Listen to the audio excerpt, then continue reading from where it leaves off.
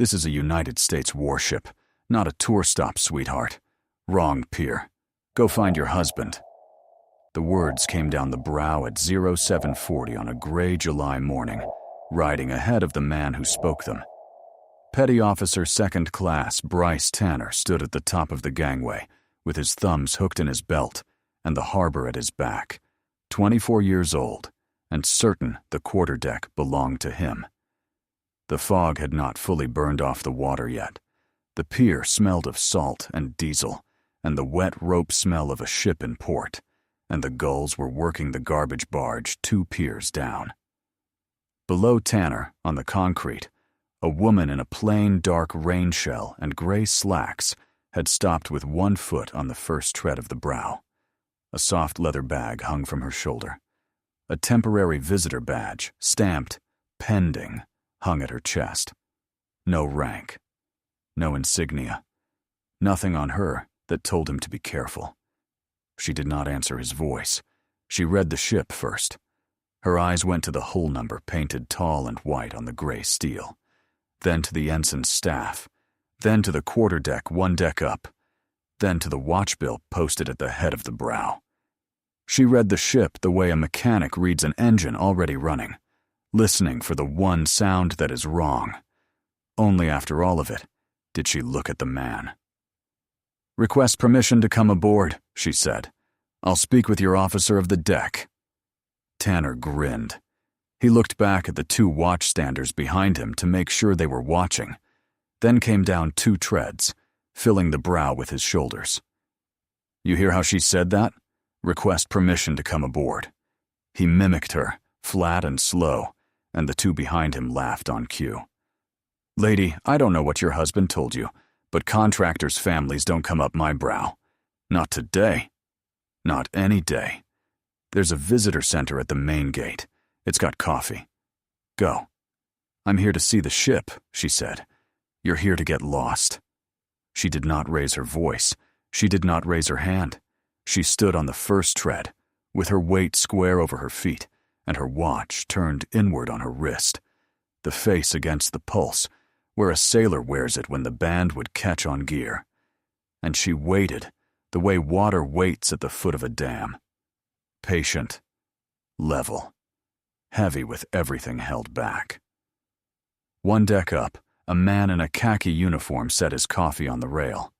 Command Master Chief Silas Boone had 30 years in the Navy, and had learned the whole trade of reading people from the way they stood. He watched the woman on the brow, and something in him went quiet and alert at once. She had not flinched. She had not argued. She had catalogued his ship and asked for his officer of the deck by the correct title, and now she was simply standing, and there was nothing civilian in the stillness of it. Civilians fidgeted. Civilians looked at faces. This one had looked at the hull number first. "Move," Tanner said, and when she stepped up to pass him, he put the flat of his hand against her shoulder and shoved. He meant it to put her back on the pier, but the brow's safety net hung slack on the outboard side, 2 of its 3 pendants loose, and the low rail was lower than it should have been, and the shove sent her past it and off the edge. She went into the harbor between the ship and the Camel, with a sound like a dropped anchor, and the gray water closed over her. The 2 watchstanders laughed. One of them whistled. Tanner leaned on the rail and looked down at the ring spreading on the dark surface. "Enjoy your swim, lady," he called, and laughed with them, and the sound of it carried up the side of the ship. The water took her. It did not rattle her. She came up without thrashing, dark hair flat to her skull, and pulled 4 clean strokes to the pier ladder set into the Camel. She did not gasp or flail. She climbed the ladder hand over hand, deliberate, and stood on the concrete with the harbor running off her in sheets, her bag gone, her badge still clipped to her chest. She wrung 1 sleeve, once. She did not look at Tanner. She looked at the watch bill posted at the head of the brow, read it, and spoke up the gangway in a voice that carried without effort. "Your officer of the deck. Now." Boone came off the rail. 1 deck up, Command Master Chief Boone set down his coffee and didn't pick it back up. He came down the ladder to the quarterdeck and down the brow to the pier, unhurried, his eyes moving between the slack safety net and the soaked woman standing square in a spreading pool of harbor water. Behind him, Tanner had straightened, the grin gone stiff on his face, sensing without understanding that the wind had changed on his own quarterdeck. The woman spoke before Boone reached her. She did not complain about the water. She did not ask for a blanket or a phone or a name to blame. She pointed one wet hand at the brow. "Your safety net's got 2 pendants slack, and a pin walked out of the afterstanchion," she said. "The rail's riding 4 inches low because the outboard stanchion's backed out of its socket. That's the reason I'm in the water instead of on the pier. You rig that net and set that stanchion before someone goes in who can't swim, or before it's at night, or before it's a sailor with a full sea bag on his shoulder." Boone looked at the net. She was right on every count. 2 of the 3 pendants hung loose. The afterstanchion sat a finger's width, proud of its socket. The pin gone. The rail sagged. He had walked past all of it twice that morning with a cup of coffee in his hand. She had read it from the water in the time it took to climb a ladder. "Chief," she began, and stopped, because the word was wrong, and she knew it. And she corrected herself to the exact rate on his collar without a beat of hesitation. "Master Chief, I'd like your officer of the deck, and I'd like that net rigged." "Tanner." Boone did not turn his head. "Rig the net, all 3 pendants. Set the afterstanchion and pin it." Tanner opened his mouth. "Master Chief, she fell. She was climbing where she wasn't." "Rig the net, petty officer." The woman had already moved past it. Her eyes were doing the thing Boone could not stop watching, mapping the quarterdeck, the sound-powered phone in its bracket, the ensign, the sentry with the holstered sidearm, the reach of the camel, the 2 other brows down the pier, reading the geography of the ship before she read another face. When Boone pulled the towel off his own shoulder and offered it, she took it and used it on her hands, not her face. When he offered her the chair inside the quarterdeck shack, she said, "I'll stand," and placed herself where she could see the brow and the pier and the approach both ways. "Your name, ma'am," Boone said. "I'm here to see the ship," she said. And that was all. Behind them, Tanner rigged the net with quick, angry hands and told the story to the watch under his breath, the way a man tells a story he needs to be true. That the civilian had slipped, that she was going to try to write someone up over nothing, that she was nobody and would be gone by lunch. He did not log the entry that a person had gone into the harbor off his brow on his watch. Boone read the quarterdeck log over the messenger's shoulder and saw the empty line where that entry should have been, and said nothing, and filed it away with the number that had begun to surface behind his eyes. The year, the strait, the last time he had watched a person come up out of black water without a sound of complaint. He had been a first-class petty officer once, on a night he did not talk about, and he had come up a ladder out of black water into red light with a woman's voice in his ears, telling him where to put his hands. He had never forgotten the voice. He had never forgotten that it did not shake. 30 years and 2 oceans later, standing on a July pier with a cold cup of coffee going colder on the rail, he listened to a soaked stranger correct a safety net in the exact flat cadence of that voice, and the years folded up short between then and now. A quartermaster went by with a clipboard. A working party carried a pallet of stores up the afterbrow, calling the count. The ship kept doing all the small, ordinary things a ship does, oblivious, while at the foot of the forward brow, the whole weight of it stood in a puddle and waited to be recognized. Boone thought, "She is letting them dig. She has been letting them dig since the first shove. She is not the one in trouble here." He looked at Tanner, sweating over the net he should have rigged an hour ago, and he almost felt sorry for him. Almost. Command Master Chief Boone watching her watch the ship, held the number in his mouth like a stone and did not say it. By 0800, the quarterdeck watch had turned it into sport. The nickname went out over the sound-powered phone circuit first. A low word passed, cradle to cradle, station to station, until the whole in-port watch had it. And then into a duty section group chat, where a photo of a woman climbing a pier ladder in a soaked rain shell drew a string of replies inside a minute. Splash. Somebody said, "Watch the contractor's wife try to get a sailor hung over a wet jacket." Somebody drew a cartoon wave over her head. The phone up on the quarterdeck buzzed against the rail, once, twice, again. The woman stood on the pier and dried her hands and took out a small notebook, its pages already gone soft with harbor water, and began to write. Times, rates, and names off the collar tapes she could see. The order of things, who spoke, who laughed, who logged nothing. She wrote the way a person writes who has filled out casualty reports and line-of-duty findings, methodically in a small square hand, without heat, because the paper would matter later and the anger would not. She checked her inward watch once and wrote the time down to the minute. Tanner did not like the notebook. He pulled a junior sailor to the head of the brow. Seaman Nadia Fenn, 20 years old, 3 months aboard, already a favorite target of his because she was easy to make afraid, and she never fought back. He put his face close to hers and kept his voice down under the wind. "She comes up that brow, Fenn. It's on you," he said. "And nobody saw a thing before she went in the water. There's no before. You understand me? There's a wet lady who wandered onto the wrong pier and started giving orders, and that's the whole story. You keep her off my quarterdeck, and you keep your mouth shut, or I will make the next 3 months the worst of your life. And you already know I can." Fenn's hands were shaking. She looked at the deck.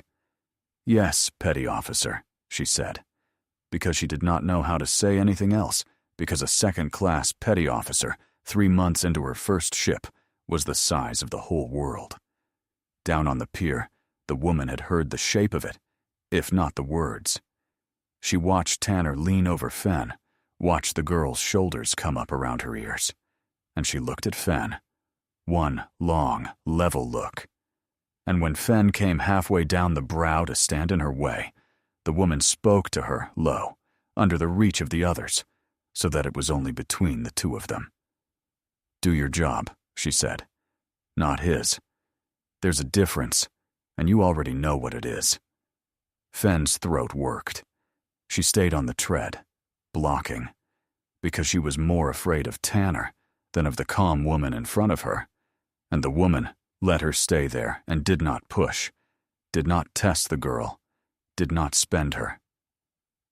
A knot of sailors gathered at the foot of the brow, a loose gray wall of elbows and grins, waiting for the show. The woman stood in front of the wall with her weight square over her feet and her watch turned inward, and she waited, and the stillness of her was louder than all of them put together. If it turns your stomach to watch a decent person mocked for staying calm, mocked by the very people she came to help, then you already understand this channel. Stay with Honor Tales, because the moment this quarterdeck learns who she is, it will be worth every second you waited. Up on the quarterdeck, a chief's phone lit with the same photo, and the chief did not laugh. And a deck below, on the pier, a plain government sedan rolled to a stop that no one on the brow had noticed yet. Lieutenant Reed Sutcliffe came down the brow at 8:15, and he did not come to fix anything. He was 29, the ship's first lieutenant, the officer who owned the deck division and the safety gear and the watch logs, and every one of those things had just become a problem with a stranger's boot print on it, though he did not yet know whose boot.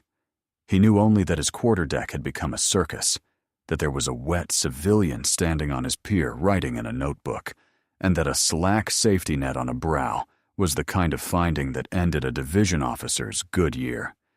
He looked at all of it, and he did the arithmetic every careless man eventually does, and he decided the cheapest repair was to make the woman the problem instead of the net. "Ma'am," he said, "you're trespassing on a United States Navy vessel.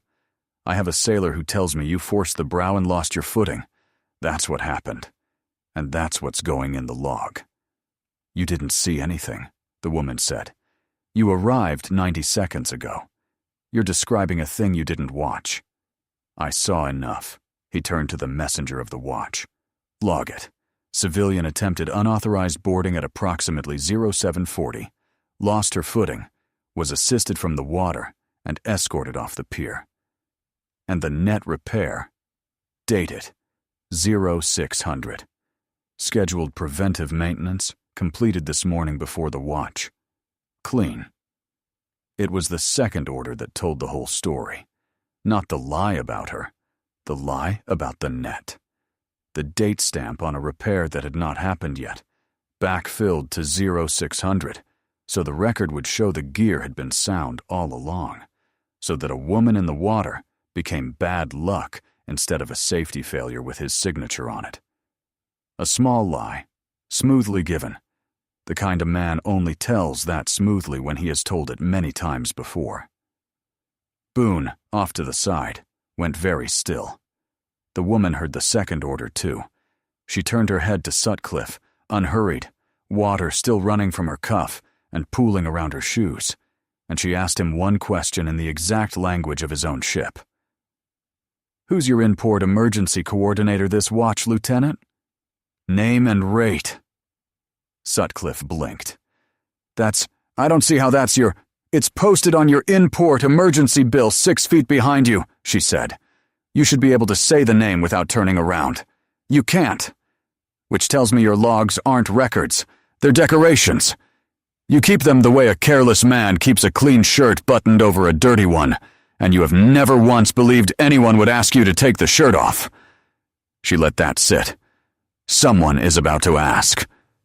The color came up in Sutcliffe's face, red climbing from the collar.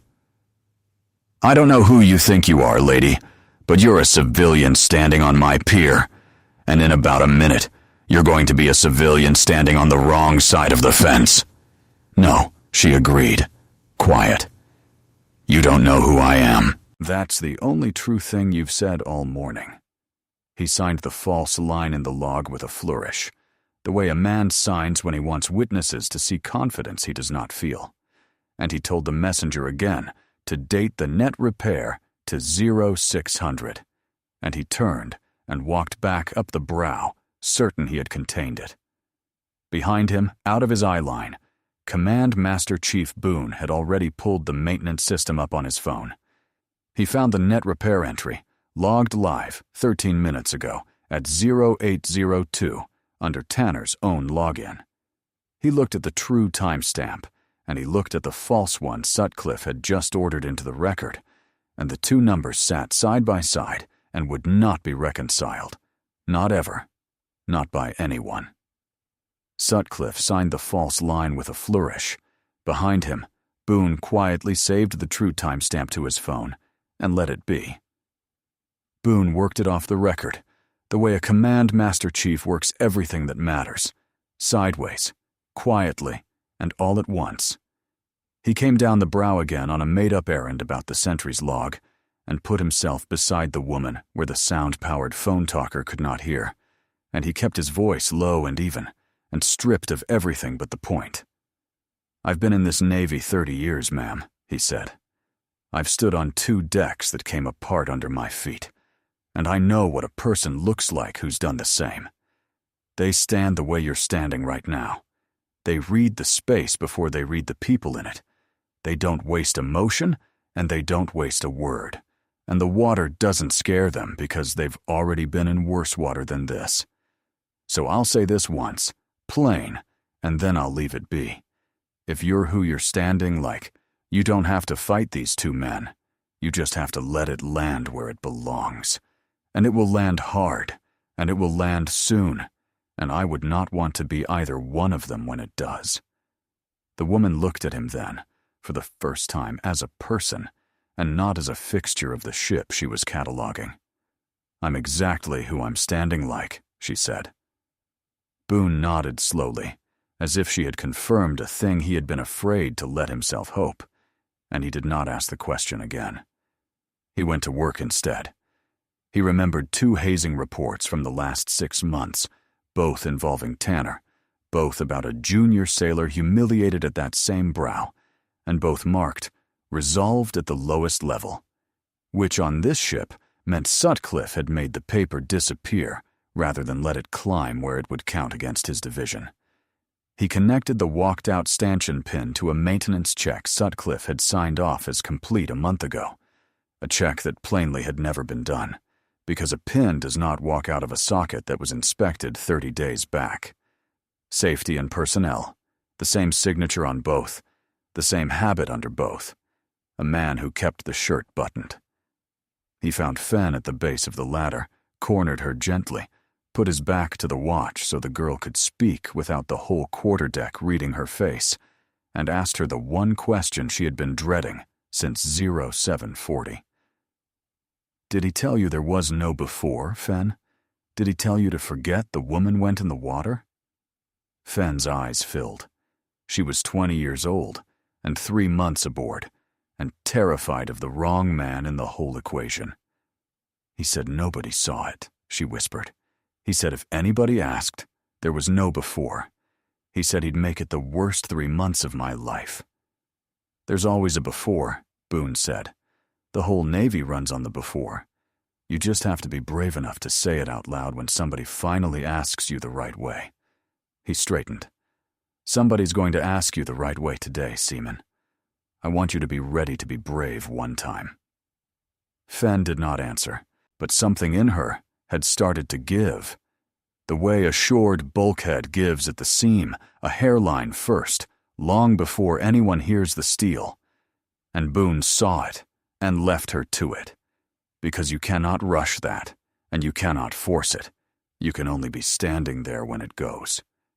He made 2 more quiet moves before the hour turned. He sent a runner for the ship's master-at-arms, no reason given but the tone of a command master chief that means come now and come ready. And he stepped into the shadow of the after gun mount and made one short call to the commanding officer's cell. 3 sentences, flat and certain. "There's a woman on the pier the whole watch has been abusing since 0740, Captain. She reads like nobody I've stood next to since the strait. You need to come down to the brow yourself, and you need to come down now." He put the phone away before Hale could ask the question. He did not yet have an answer he could prove. Boone did not have her name. He had 30 years and a way of standing, and on this ship, from this chief, that had always been enough. Down on the pier, the woman stood, and let all of it move around her, and for one moment, the telling of it belongs to you. Every person on that quarterdeck is about to learn her name in the same single second. The sailors laughing at the group chat, the lieutenant who signed the lie, the petty officer who put her in the water, all of them, at once, in one breath.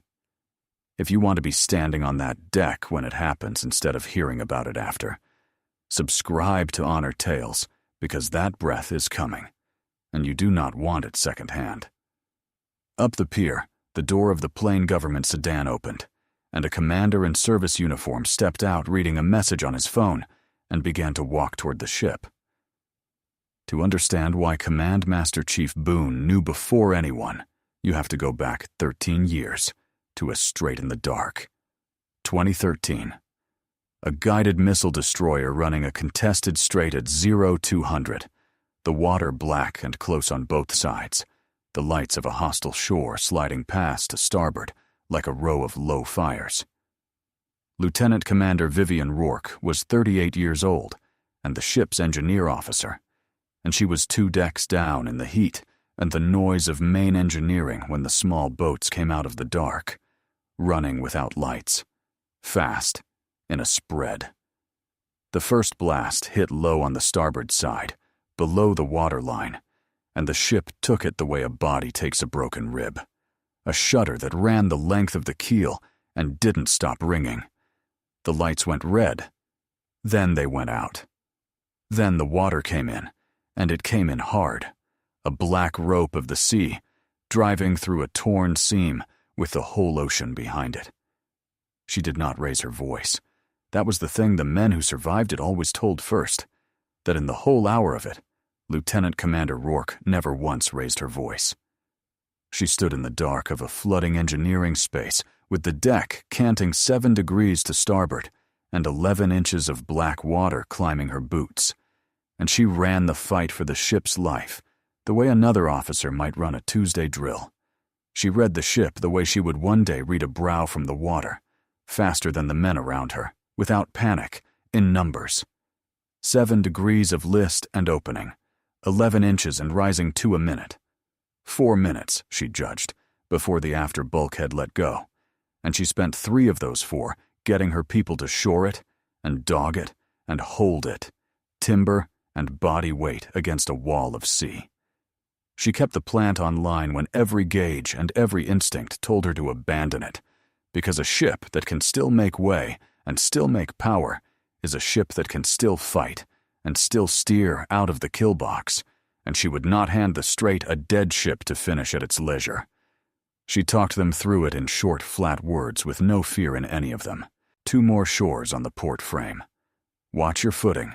The deck plates are floating. Pass the timber hand to hand. Don't throw it. She called the flooding boundary and set it and held it, moving men to the seams the way a chess player moves the pieces that are already losing and wins anyway. When the after bulkhead groaned and bowed a hand's width inward, she put 3 men and a 4x4 brace against it, and stood in the water beside them with her shoulder in the wood. And it held because she had decided it would hold, and because the men beside her had decided to believe her. Topside the ship was fighting for its life in the dark, the small boat still out there in the black, and down in the plant, she kept the power up so the ship above her had something to fight with. Every light that stayed on, every gun that stayed fed, every degree of rudder the ship still answered. All of it ran through the space she refused to give up. She was 38 years old and standing in 11 inches of rising water, and she did not raise her voice once. They held the bulkhead. They saved the plant. They saved the ship. They did not save everyone. Petty Officer 2nd Class. Cyrus Lott was 26, a machinist's mate with 2 years left on his enlistment, and a baby daughter he had never once stopped talking about. And when the space flooded, he went back, against the flow, against the order to clear out, against the water itself, for a shipmate who had gone down in the black. He got the man to the ladder. He put both hands under him and drove him up into the light. He did not make it himself. Rourke was the last hand on his, her fingers locked around his wrist in the freezing dark, and the strait took him out of her grip. The way, 13 years later, a July harbor would fail to take her.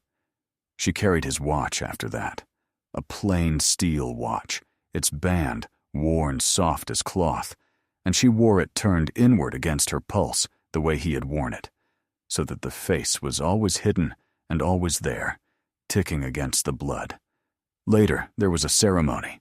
Service dress white, a summer sky, a citation read out in a clipped official voice, a strait, the year spelled plain, the act itself, a bulkhead held, and a plant kept, and a ship brought home afloat and fighting under fire.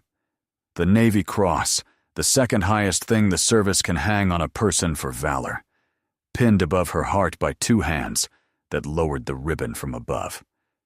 She stood at attention through all of it and thought about a steel watch and a young father who went back into the water, and she did not raise her voice then either.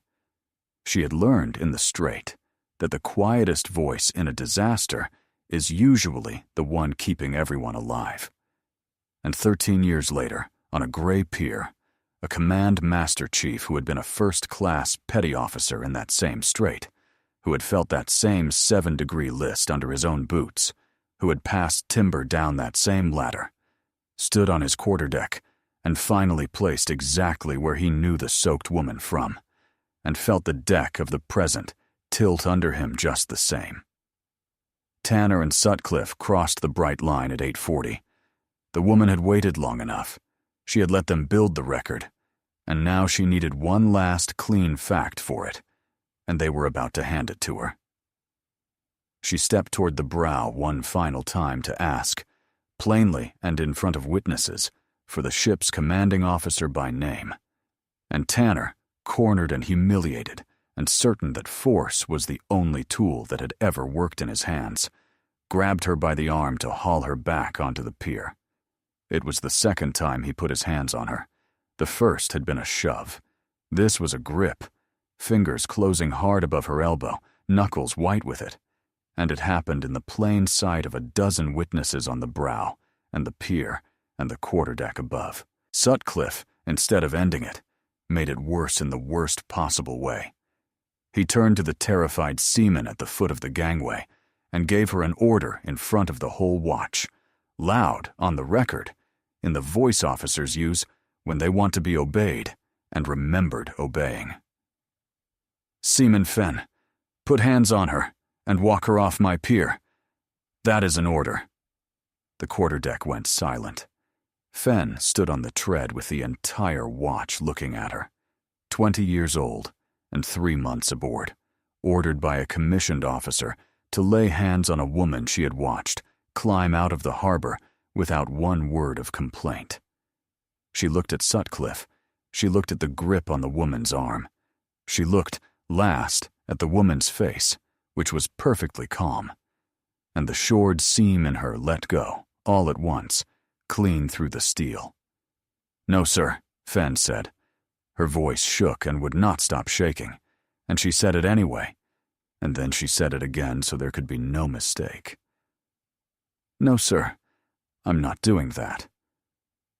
And she stepped between Tanner and the woman instead, a 20-year-old seaman putting her own body in the gap. And the woman, arms still gripped, harbor salt still drying white on her collar, turned her head and looked at Tanner and smiled. It was the first time she had smiled all morning. It was calm, and it was final. And it was the smile of a person who has just been handed the last piece of a thing she came to build. "Keep your hand right there," she told him, quietly, almost kindly. "Don't you move it an inch. You'll want witnesses to remember exactly where it was." Tanner's grip tightened, because he did not understand yet, because a man like that always tightens his grip in the last second before the floor opens. The watch laughed once more, thin and uncertain now, the sound of people who have started to feel a change in the air they cannot name. And up the pier, Commander Russell Hale reached the foot of the brow, looked up, and stopped dead when he saw her face, and Commander Hale went white to the lips. The commanding officer of the ship came to attention on his own pier. Hale was 44, 6 months in command, and 2 weeks earlier, he had stood in his own wardroom and briefed the incoming strike group commander's photograph to every officer aboard, so that not one of them would fail to know her face when she came. He knew that face now. It was standing in a spreading pool of harbor water at the foot of his brow, with a second-class petty officer's hand clamped white around its arm. "Admiral Rourke," he said. His voice cracked in the middle of it. "Ma'am." The name went across the quarterdeck like a round, going off in a steel compartment. "Attention on deck!" Hale's voice found itself and hardened all the way into command. He turned to the boatswain's mate of the watch, and the order came out of him without a stumble, the oldest reflex the Navy owns. "Pass the word. Strike group. Arriving." The boatswain's pipe went up. The long silver call sounded over the 1MC, the piercing, climbing tremolo that has meant a flag officer coming over the side for 200 years. And behind it, the amplified word rolled down the length of the ship and out across the water of the pier. "Strike group. Arriving." and every officer within sight of the brow snapped to attention and held it. The officer of the deck, the junior officers spilling out of the skin of the ship onto the quarterdeck to sea. The commander at the foot of the brow, rigid, his chin level. Down the pier, 2 lieutenants coming off another ship stopped in mid-stride and came to attention because the word had reached them across the concrete, and the reflex owned them too. Boone came to attention and held a salute with his eyes gone bright and wet. The gray steel and the gray morning and the whole vast machine of the ship came to a single held point, silent, and at the exact center of it stood a soaked woman with a petty officer's hand still frozen on her arm. Tanner's face did the thing that faces do when the whole world turns over. Confusion first, his eyes flicking to the CO, to the pipe, to the frozen deck, hunting for the joke, for the trick, for the exit. Then disbelief, a small, helpless shake of the head. No, this isn't. Then recognition arriving all at once and all together. The visitor badge that read, "Pending," because her change of command orders had not yet been formally received aboard. The impossible fact of a warship's commanding officer standing at rigid attention in front of a woman he had thrown into the harbor and laughed at. Then horror, pure and total and cold, as he understood, fully, that his hand was still closed around the arm of a rear admiral of the United States Navy. Nobody moved to help him. That was the part that would come back to Tanner in the long nights afterward. Not the pipe, not the CEO's white face, but the silence of the men who had laughed with him an hour before. The 2 watchstanders who had whistled when she went in the water stood at rigid attention now, with their eyes fixed straight ahead, and not one of them would meet his look, because a man at attention on a frozen deck does not know the man beside him, and they had all just decided in the same instant that they had never known Bryce Tanner at all. He let go, as if the arm had turned to open flame. Rear Admiral Vivian Rourke did not rub her elbow. She did not raise her voice. She had not raised it in the strait, and she would not raise it now. She looked, unhurried, at the held salute of her flagship, and then she looked at the 2 men who had spent the whole morning building their own indictment, brick by careful brick, and she spoke to Commander Hale without any heat at all. "Master-at-Arms," she said, "these 2 are yours. Assault on a senior officer, false official statements, dereliction of duty. And no one touches the quarterdeck logs, Commander. Not one line, not one entry, not one timestamp. I want them exactly the way they wrote them. I want them exactly the way they lied." The master-at-arms came at a run, boots hammering the brow. Tanner did not resist. There was nothing left in him to resist with. Sutcliffe started to speak, to explain, to frame it, to button one last clean shirt over the dirty one. And Rear Admiral Rourke turned her head and looked at him once, and he stopped with the words still in his mouth. Soaked salt still drying on her collar, Rear Admiral Rourke walked up the brow she had been thrown off of, and the entire ship held its salute until she was aboard. The rest came apart fast, the way a false thing always comes apart once one true number is finally set down beside it.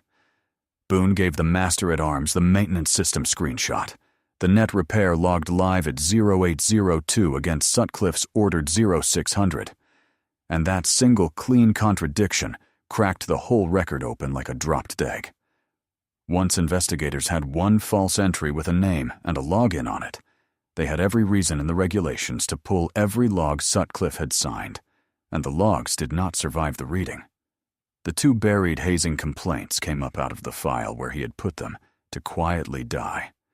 A dozen small backfilled timestamps surfaced, each one harmless alone, each one damning in the row.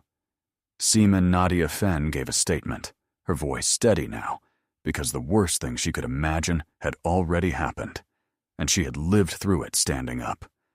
And her statement matched the harbor water, and the soft-paged notebook, and the maintenance system, and every honest thing that had happened on that pier. Commander Hale stood in front of Rear Admiral Rourke on his own quarterdeck 20 minutes later, and he did not make an excuse, because he had learned somewhere along the way that an excuse from a commanding officer is just one more clean shirt. "It happened on my watch, ma'am," he said. "On my brow, to a flag officer by my sailors. I own that." Rourke looked at him a long moment, and what she said was not comfort, and was not a threat. "You just told me the truth with your own name on it, Commander," she said. "That's more than either of the men in custody managed all morning. Now go find out how many other Fens are on this ship, because I promise you there are more, and I promise you they've been waiting a long time for somebody to ask." Hale said, "Aye, ma'am," and meant it all the way down. Tanner was held for assault on a senior officer and for a pattern of hazing his ship had spent a year letting him practice on sailors who could not fight back. Sutcliffe was held for false official statements and dereliction, and the falsified readiness scheme he had run to keep his division's numbers bright was referred up the chain to people who would spend the next several months pulling the single thread until the whole sweater was on the deck. Neither man's morning had gone the way he planned it at 0740. Both men's careers ended on the same brow, in the same hour, over the same soaked woman.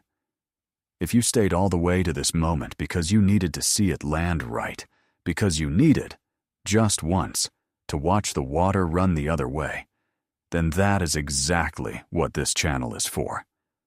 Subscribe to Honor Tales, and you will never miss the moment the truth comes up out of the deep and stands on the deck dripping and asks for the officer of the deck by name. In dry service, khakis by afternoon, Rear Admiral Rourke found Seaman Nadia Fenn on the mess decks and sat down across the table from her, and the whole compartment stopped breathing. "You were the only person on that brow this morning who did their job," Rourke said. "Not his, yours.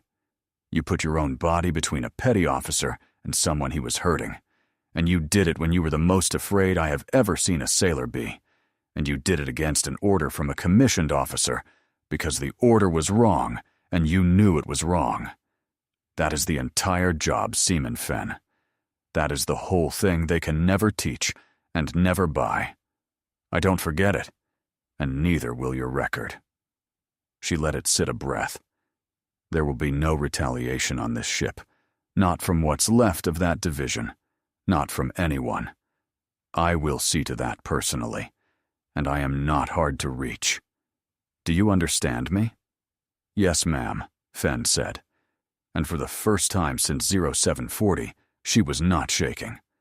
At dusk, the pier went gold, and then went gray, and Rear Admiral Vivian Rourke stood alone at the ship's rail with the harbor she had been thrown into, going dark and glassy below her.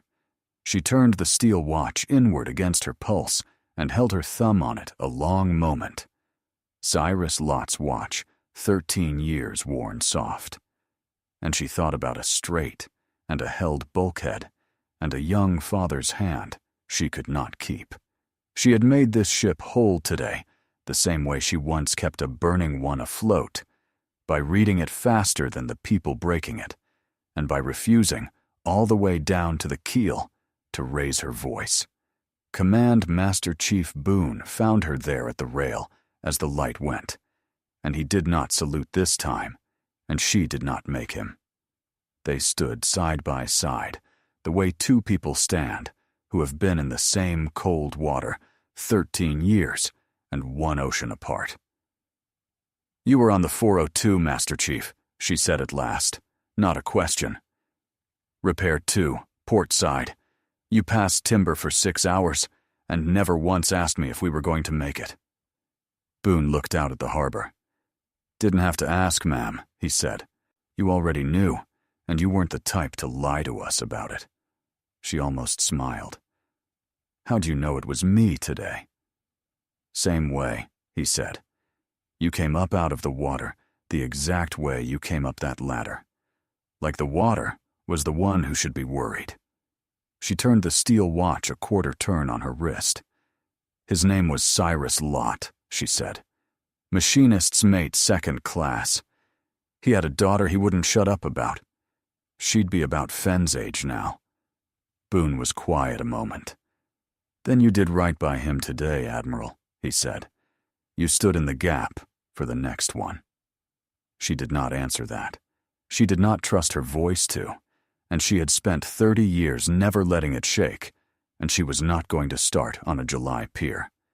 Her phone buzzed against the rail, a secure line, a number with no name.